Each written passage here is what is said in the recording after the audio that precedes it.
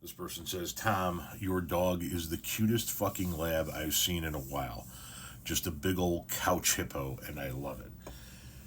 He is. His name is Clyde Eugene Powell. He is 9 years old. We had two mixed dogs that were Great Dane English Mastiff mixes that were brothers from the same litter that bonded in a manner in which the two of them, from what we were told by people in the know, the two of them became a pack of their own, and we were outside of that pack. And they snapped at my son when he was a baby, an infant, and it became an issue. And then we couldn't find anybody to take them. I talked to people as far south as Biloxi, Mississippi, about a guy who trains military dogs, and he's like, "Yeah, no, they're bonded in a way that you will never break it." Let me show you one of those dogs. So this is Darwin. He was one of the two. We had Darwin, and then there was a tan dog. You can kind of see part of him over here with a black face, the same size, looked just like him, named Nigel. So it was Darwin and Nigel, two brothers. You can tell was absolutely massive. These two brothers became violent, and nobody would take them. And so we had to get rid of them. We had to put them down, unfortunately, because they not only snapped at my son, then they snapped at my wife, and it became an issue. And with nobody willing to take him, no rescue willing to take him, I called people in multiple states, and everybody was like, "I'm not touching that scenario." We unfortunately had to put these beautiful animals down, but then my son was freaked out by dogs. So we did our research on what kind of dog is a good family dog, so that my son wouldn't be afraid of dogs anymore. We could get back into the dog life, but not with something that we're getting risky. And we landed on the lab, and we got Clyde Eugene Powell here.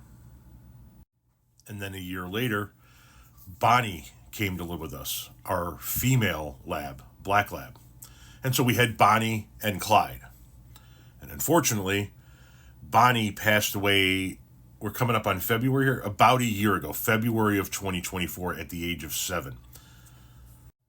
She was fine on a Thursday, and on Friday morning, she was not herself. She wasn't walking well. She was vomiting. She was having trouble with the stairs on the deck, so we took her to the vet. Vet said they believed it was something that maybe she might have eaten, but they were uncertain, so they gave her a few different types of medications, sent us home, told us to come back Monday morning, but if anything got worse, to go to the emergency vet as soon as humanly possible. We woke up the following morning, Saturday, and she had deteriorated severely from her Friday condition.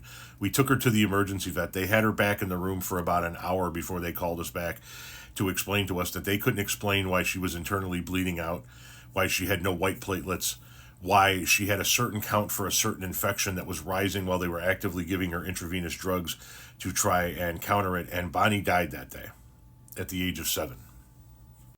And so no longer did we have Bonnie and Clyde. We just have Clyde now. And with Clyde's age, he's 9 years old, and he's got the gray around the eyes and the mouth, and he's starting to get a little slower, right? He's a little bit of more effort to get up into the bed, a little bit more effort to deal with the stairs.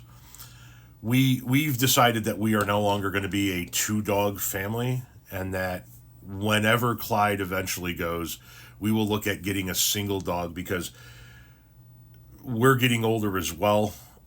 2 dogs is a bit much. And with us being home a lot more, they don't need another dog as a companion, especially since they have us in the house almost full time. So there's the backstory on Bonnie and Clyde.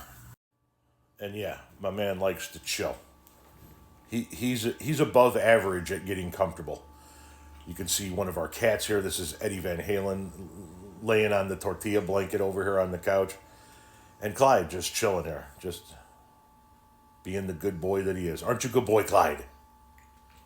He's like, "Man, I am trying to fucking nap.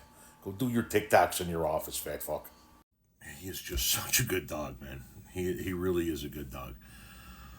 We have 10 million little loveys around the house for him, and he never tears them open, never rips the squeaker out. like a lab. He just sits, soft mouths it, just sits it with it in his mouth, like his little prize, his little trophy.